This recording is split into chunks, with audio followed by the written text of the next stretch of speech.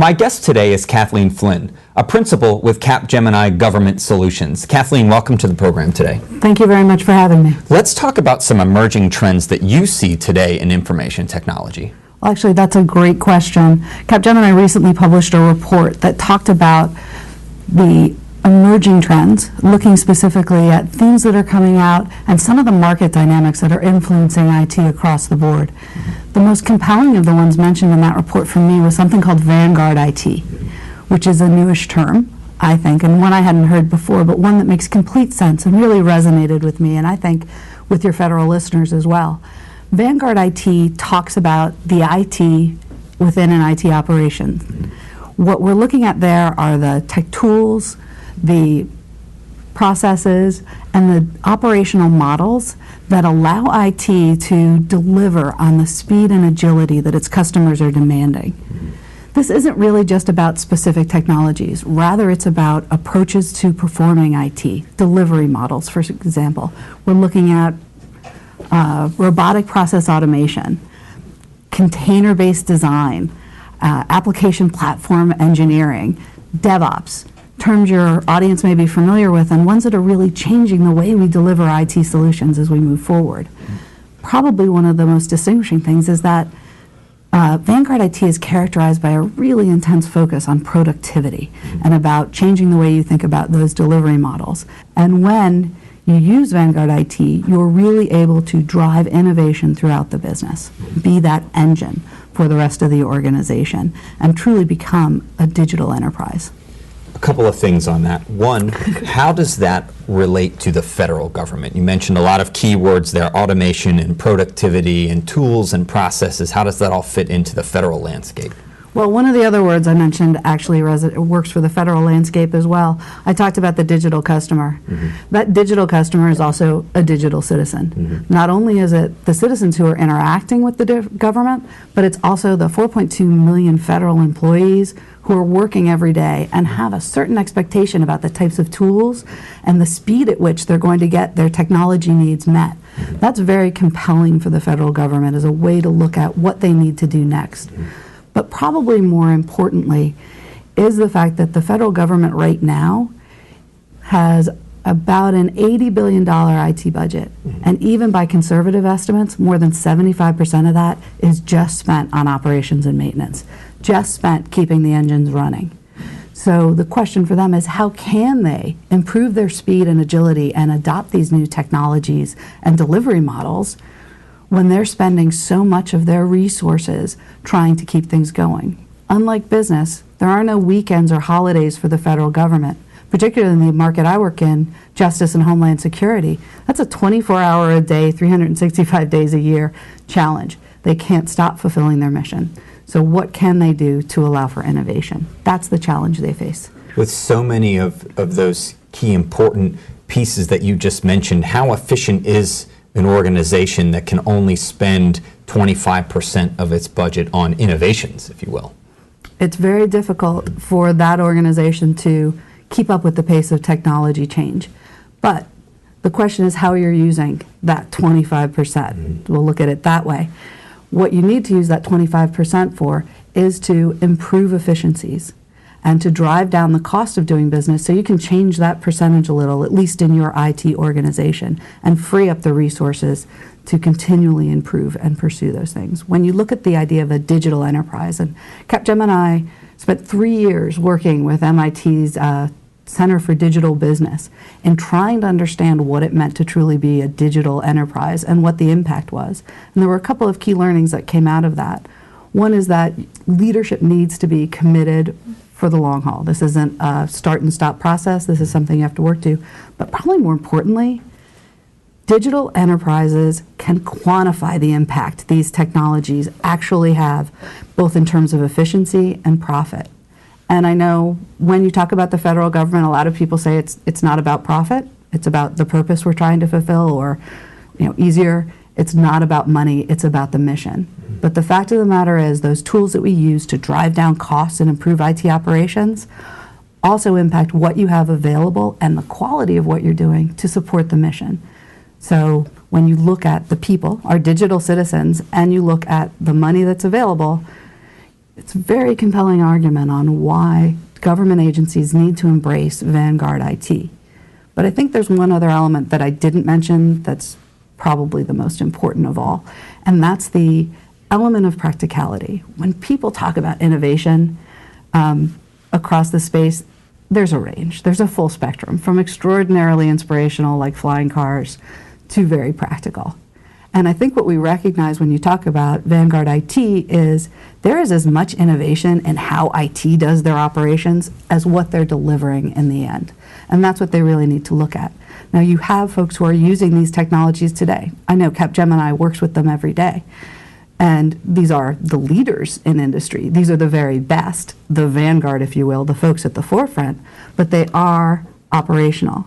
They are practical, and they are industrialized, and that's how they're becoming more successful and able to generate more resources. Kathleen, can you share some examples of these practical innovations?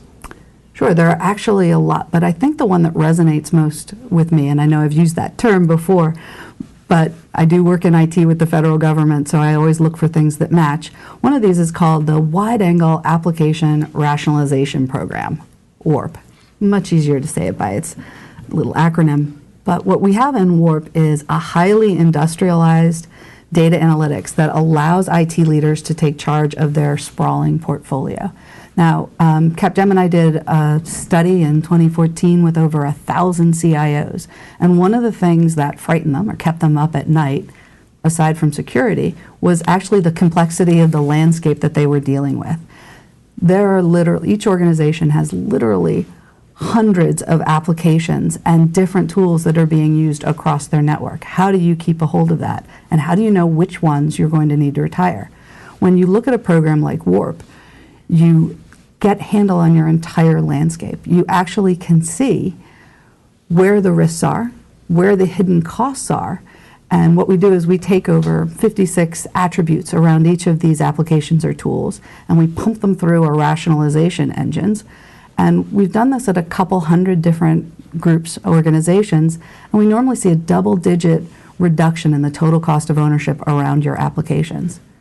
Double-digit is pretty impressive. I know there's a pharmaceutical company that we worked with, and they did it for 900 applications. And in 12 weeks, they completed the program and were able to identify nearly a 20% cost savings. That's tremendous. That's the kind of thing with the scale of the federal government that they would really be able to free up some resources to do. As you're looking into these issues, how can the data that's gleaned be used to drive efficiencies and make operations and processes better going forward? No, I think you hit the nail on the head with that. Data and experience are the two things that allow you to operationalize and industrialize any process. For example, with WARP that we mentioned earlier, because we've done it so many places, we actually have some preset analytics and hypotheses that we bring to bear. We also have the knowledge of how these applications or similar applications have played out over the course of their life and where those risks are. In a sense, it's almost crowdsourcing our understanding and allowing us to benchmark so that executives and IT managers can see where they fit against their peers and what's possible, what's truly practical and possible. We even have an app on our website that allows them to download, IT leaders to download this and check where they fit in. Now, they don't even need to call us. They can get some insights into where they are globally and across industries. One of the things that you mentioned before that I'd like to revisit quickly is this idea of a digital enterprise. How can an organization become a digital enterprise? So there are two things that I think are essential in becoming a digital enterprise. One is leadership. So when you look at the most successful organizations, those who are able to apply innovation and rethink how they deliver IT, there is a leader who is taking charge and making sure that this transformation is a priority. The second is knowledge. It isn't enough to apply a piece of technology. We've seen that in some organizations as they try to transform, and they become what we call digital fashionistas. They invest a lot of money. They have a lot of fun tools, particularly in the social media space. They have a lot of fun tools, but they actually don't drive results. And in the end, results matter in any enterprise, federal or commercial. Kathleen, what are some lessons learned that you can take from the private sector and apply it to the public sector? That is a great question. I think what we've been able to is the private sector has been able to invest a little bit earlier. They're a little bit ahead of the government in the digital transformation space. And part of that's because they have a little bit more flexibility in terms of what they're able to do. I think one of the key things that we've seen is that the leaders really need to take charge of this transformation and make it part of their agenda. And at the end of the day, it's not just an IT agenda, it's an organizational agenda. One of the funny things I've noticed is in the past, whenever the government issues a procurement, they ask for federal qualifications or federal references, and that's what you're asked to provide when you're bidding on that work. What I've noticed recently in the past year is those forward-leaning agencies who are looking to adopt and transform into digital enterprises are actually not only accepting commercial or private industry quals, they're asking for them. They've recognized that the only place they're going to find people who've done this on the scale that they need it is people who've done it outside the government. As you look ahead and see where these emerging trends that are going that we talked about at the beginning, what do you think is coming down the line in the future, say 5 years from now? Ooh, 5 years from now. That's a big leap in the technology That's world. what I was going to say. Right. 5 years from now, well, I think my fondest hope is that wearables are going to become something that's more of a practical innovation that we're able to drive across the board. But there are a lot of things that have to be resolved with that. When you talk about the Internet of Things, when you talk about wearables and removing our kind of being chained to the screen for our everyday work, there are a host of challenges that come along with that. And I think the biggest of those is going to be security. And until security is always the most basic of our needs to address. And that study I referenced earlier of 1,000 CIOs, that was the number one thing that kept them up at night. Yeah. It's a basic need, and you can't talk about IT and you can't talk about where IT is going without understanding security. The thing that scares me about 5 years from now is right now our risk profile, or the exposed space we have to risk, is growing exponentially. I don't see that being solved. So security is one of the things we're going to have to handle.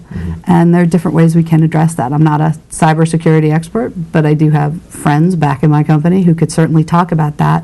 But there are a couple practical things that you can do now that are always going to be a good idea when it comes to reducing your risk profile.